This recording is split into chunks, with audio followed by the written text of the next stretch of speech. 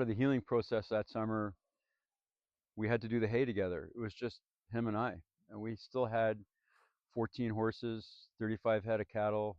We had a few chickens, probably about 30 goats, maybe a couple of pigs, and we needed the hay for the winter, and so we'd hired somebody to do the baling, and we had to pick up all the hay, just the two of us.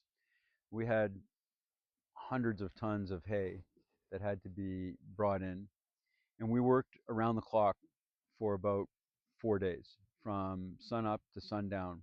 Some brutally difficult work that we both enjoyed. It was physical, and you're outside and in the sunshine. The hay smelled fantastic. Even to this day, when I smell fresh cut hay, I get very nostalgic.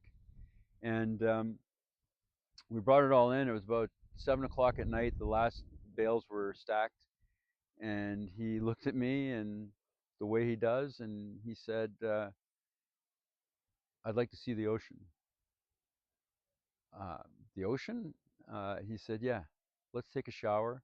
Let's throw some stuff in the car, and let's drive to the beach in New Brunswick and eat some lobster and swim in the sea." So we did. It took us about an hour to get out of the house. We left at 8. It's probably about a 10-hour drive to where he wanted to go, which was New River Beach in the Bay of Fundy in New Brunswick. We decided to drive through Maine to get there, which is the fastest route.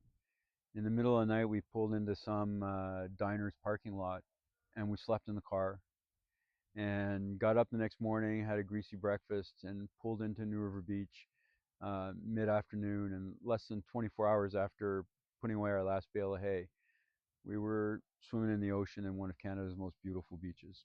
Anybody ever been to New River Beach, please comment. But it is an absolutely beautiful place where we had spent a couple of summers as kids, renting houses and hanging out. But since the family was falling apart for the last couple of years prior to the divorce, there were no family vacations. So this was another uh, healing episode that my father put on the table in that difficult summer. The next big challenge between my father and I was at 15, living in the country. You started going to bars pretty early, and my first excursion to a bar, which at the time was a bit of a seedy place. It was in a very old, beautiful old Victorian hotel. It's called the Lakeview Inn in Knowlton. But I wouldn't call it a biker bar, but it was kind of uh, at that level by that time, before it had been taken over later and renovated into a lovely country inn. It had started its life in the Victorian era as a beautiful country inn. It was on hard times when I went there. So we went there at happy hour, myself and three friends, including George. And happy hour, you got two beers for the price of one, and they were quarts. They were large beers, and I'd never had a beer before in my life. So I got about, I don't know, a quarter of the way into that quart of beer, and decided that to hold a council meeting with my friends and say, what are we going to tell my father? Because he wasn't the type of guy that you could just pretend you hadn't been drinking with. So us four 15-year-old semi-drunk idiots cooked up a massive lie for my father, something that I'd never done before. I was going to be staying over at one of their houses, and not to worry, everything was okay, and our plan was to hitchhike to that person's house.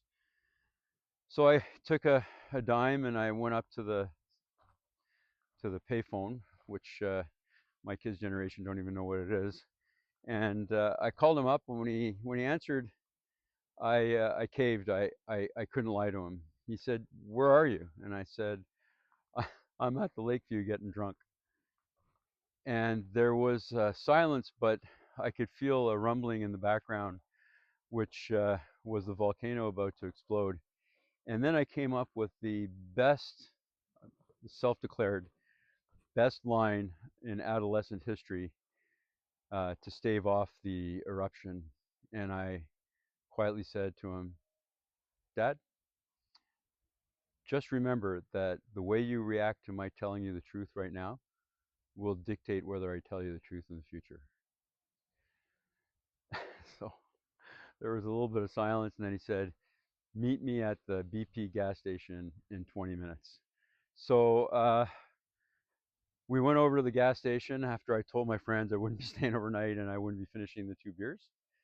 And he took George and I home. And later that evening, he sat with me and said, "I know this is going to happen, but I don't want it to happen on a regular basis or as a habit. I don't want you to start drinking every weekend. So I want you to tell me when you're going, and we'll agree or not agree whether that's appropriate that evening or that weekend." And so a couple of weeks go by, and uh, I think George had been part of that conversation as well.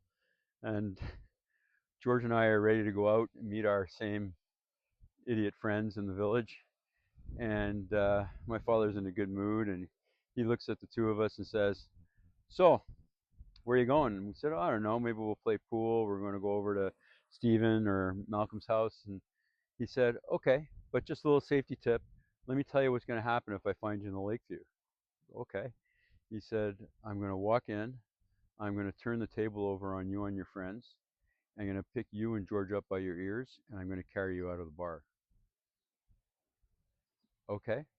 We get into the village, and Malcolm and Steve wanted to go to the Lakeview. So George said, "No, no." Mike's dad said, "No." And they said, "So what? So what if you said no?" George said, Mike's dad said that if he finds us at the Lakeview, he's going to turn the table over on us and carry us out by our ears. All those kids knew my dad. They all liked and respected him. Emphasis on the respect. They also knew that he was a force of nature and athletic. He came to the ski hill with us. Always he was always present when he could be, and they knew that he would not hesitate to turn the table over us and carry us out by our ears. So we went to the pool hall and we played pool and pinball, and we're home safe and sober later that evening. It's a message there on authority, on presence, on charisma, on his toughness, but also on him being a man of reason, not prone to anger and rage. And people respond well to reason. They respond better to reason than they do to anger and rage.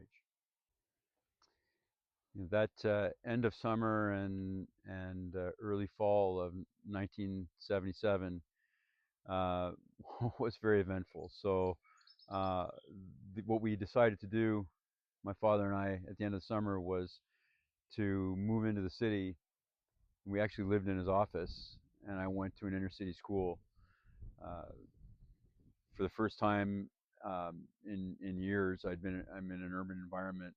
My first day at school, I turned up in overalls, a checkered shirt, and work boots, and you can imagine how that went over with the cool kids in Westmount. So I was still out of control. I was still struggling to deal with the events of the summer. The Buick finally gave out, and the old man bought a beaten up '73 Toyota Corona at a discount. I think he paid $750 for it. We were commuting back and forth and living in his office, doing the chores a couple of times a week, and he had hired a hired hand to live at the house. And sometime around November, still driving without a license, but a little bit, more in control.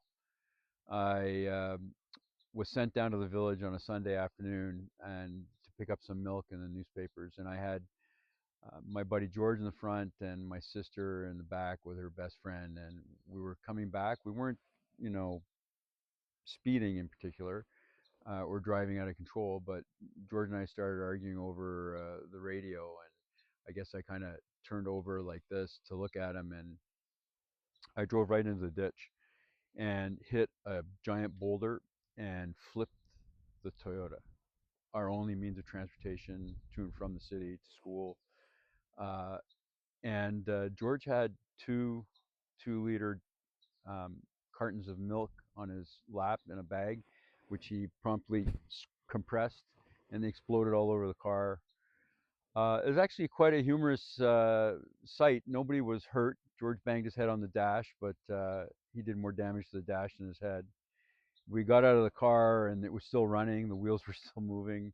It was upside down, and just as this incident occurred, coming up the road was a local character by the name of Morris, and Morris was a mountain of a man, big dude in overalls, and he drove my fantasy truck, which was a mid '70s square body GMC 4x4, and he got out of the car to make sure the truck to make sure we were okay. He helped us roll he went and turned the car off and helped us roll it over on its wheels. He tied a chain to it and dragged it out onto the road. But in going in, I'd hit a that boulder and pushed the wheel right up into the chassis of the car, so it wasn't going anywhere. And we were probably about a half a mile from the house, so we walked home all covered with milk. And I walked into the kitchen and I told my father what happened, and he asked if we were okay, and then he said, "Call a tow truck." And again, we had something we had to figure out. I was despairing. I felt stupid. I felt like I just ruined everything, and I think he knew that. He'd had a similar incident with his father when he was young. He had underage, no license. He used to get the car for his dad during the war when they lived in Point St. Charles, and bring it around. And he got hit by a streetcar when parts were really hard to come by during the war. And so he had some empathy, but it was just his way. He wanted me to feel it, which I did, but he didn't want to rub my nose in it. Something that I am forever grateful to have a father who didn't want to rub my nose in it.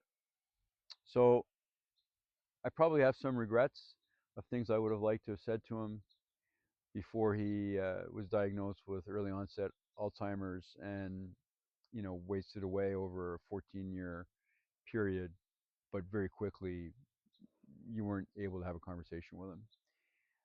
So maybe this is a bit of my way of paying homage to the best angels of his nature.